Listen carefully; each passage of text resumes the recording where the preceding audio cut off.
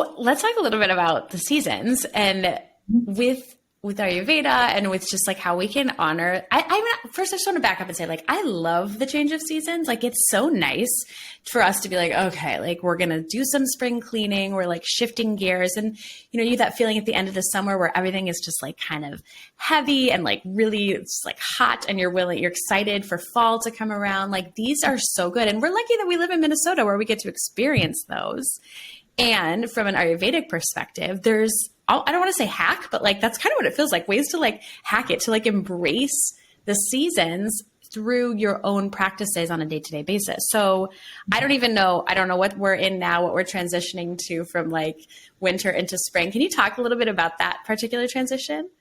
Yeah, absolutely. So Ayurveda, maybe I should just back up just a little bit too. Like the word Ayurveda means the science or the science of life. Sometimes you see it, the quest for longevity. And one of the main causes of illness, according to Ayurveda, is resisting or fighting the seasons.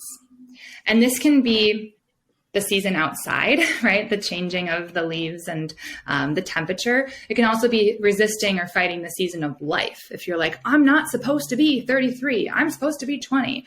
That's also a way to create. Oh man, speaking to my soul. Oh my gosh. Right? True. We see that as well. So if you take that same kind of mentality into the seasons in Minnesota, I mean, I swear, like nobody can actually see each other here without talking about the weather. It's like our favorite pastime. And it's not usually how great the weather is. It's this resisting or this fighting of it shouldn't be like this. It shouldn't be this cold in April. And what that does is creates an imbalance because it is this cold in April. And if we accepted it, if we said, you know what, it's cold today, it's kind of, dry, it's kind of gloomy. In Ayurveda, opposites bring balance. So if I know it's cold, kind of dry, kind of gloomy, I'm going to bring in warmth. That could be physical warmth, like a sauna, a hot tub, a hot yoga class. It could be warmth in my spices, black pepper, cayenne. It could be warmth in my breathing practices, focusing more on like a inhale, a Kapalabhati fire breathing, a bellows breath, just getting things circulating. And we are moving right now from winter season, which is vata. It's that air space element, into kapha, which is earth and water. And you see this, the snow is melting. There's some mud, there's some goo, right? It's just kind of like swampy out there. And so if we were to continue our winter practices, eating all the same foods that we ate throughout winter that worked really well for us, doing all the same, physical practices and daily practices, if we take those and we just plop them into our spring routine, this is when, like you mentioned, you start seeing people kind of like, the end of summer, the end of spring, or like seasonal changes. You see more like allergies, sickness, feelings of lethargy, stagnation, because we're supposed to change with the seasons. And you watch the animals, they don't get mad that it's not the middle of winter anymore, right? They're just going about their day and they're going to eat whatever is in season right now. They're not getting mad that, the chestnuts aren't here all year.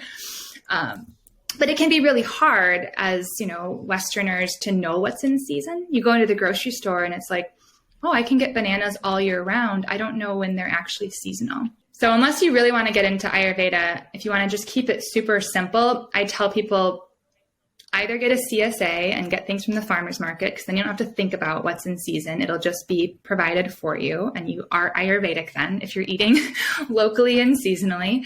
Otherwise, there's some hacks in grocery stores, like whatever's in bulk and on sale is usually seasonal. Like when rhubarb comes in, it's like, okay, everybody get rhubarb, right? You can't get it all year round. When the cherries look really, really good, that's when we should be eating them. But this obsession with being able to have the exact same thing all year round causes imbalances because we are not the same all year round. Our bodies are not the same. Our digestion is not the same. It changes with the seasons. So we know for winter, you said that's more like heavy foods, that's warm, that's spices. What then is spring? I'm assuming we start to get a little lighter. And then as we move into the summer, it's like salads and stuff. But spring's kind of in the middle. Is it a little bit of both heavy and light?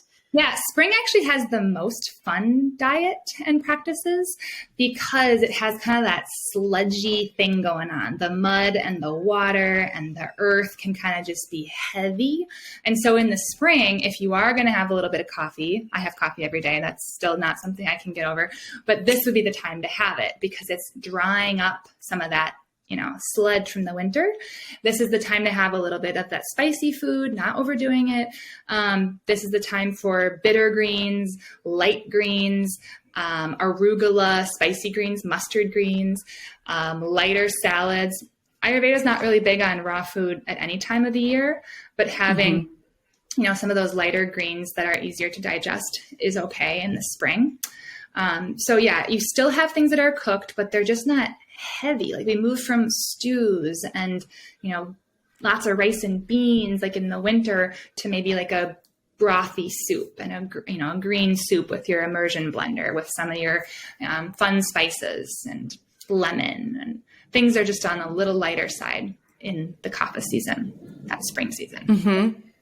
That makes sense. Yeah. I love that. So then outside of food, are there things in the spring that we can do? I don't know, like I feel like it's a cleansing time. Is that the vibe of the spring? Yeah. So the theory goes that in the winter, your digestion is the strongest. Thank goodness, because we need to stay warm. And when spring happens, it's melting outside. And also there's this kind of internal melting happening within us as well. And that's when you start seeing all this sinus stuff happening and congestion and allergies. So in the spring, we want to dry that up either with our foods, our herbs, our spices, and or with our movement. So this is the time to be a little bit more brisk. Like I teach yin yoga, and you can make a case for yin yoga all year long. But if we were truly to use it therapeutically, we would apply it in the winter. These slower, grounding, steady postures close to the floor.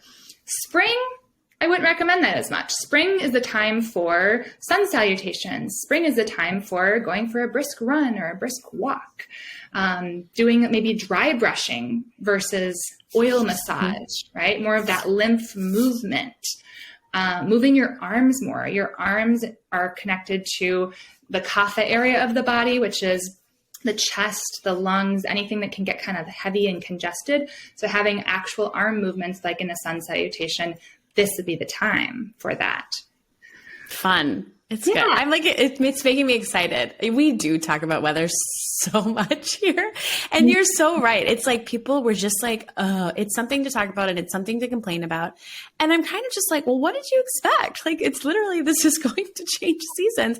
And when we can embrace it through these practices, I just think it feels that much more special. And just, this is something that's really good for us to embrace and change and grow. And like, we're different every year, every spring, we're different people, but these are kind of like grounding practices that bring us back to like, okay, renewal, we're bringing it back, through these very simple things.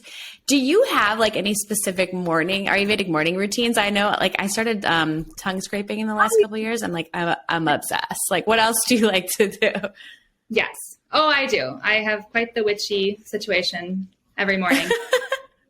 So I get up and I check my pulse, which is in Ayurveda, gives you a lot of information about like which dosha, which constitution, whether it's that vata, that pitta, or that kapha might be a little out of whack. So I'll kind of check in about that.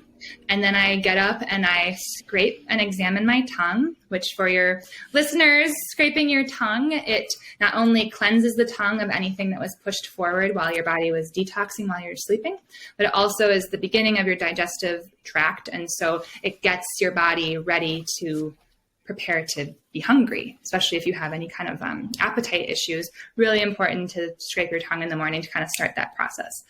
Then if it's an ideal morning, I will brush your teeth and then oil pull, which is this really, really nice way to nourish the gums and also has a whitening effect for the teeth and a lot more friendly for your mouth bacteria than like a mouthwash that kind of just kills everything off. Right. And then sip warm water, especially if you're a coffee drinker. So then you are hydrated before you drink coffee. And I try to have, a morning of quiet and stillness. I don't have children, so I have that that luxury of a quiet. But I still wake up like on purpose very early to have that quiet time, because between 6 a.m. and 10 a.m. is considered to be kapha time of day, which is that earth element time of day. So this is a really good time for meditation. It's a really good time for reflection, journaling, focused work, because you're leaning into kind of that heaviness of the day. It's less erratic.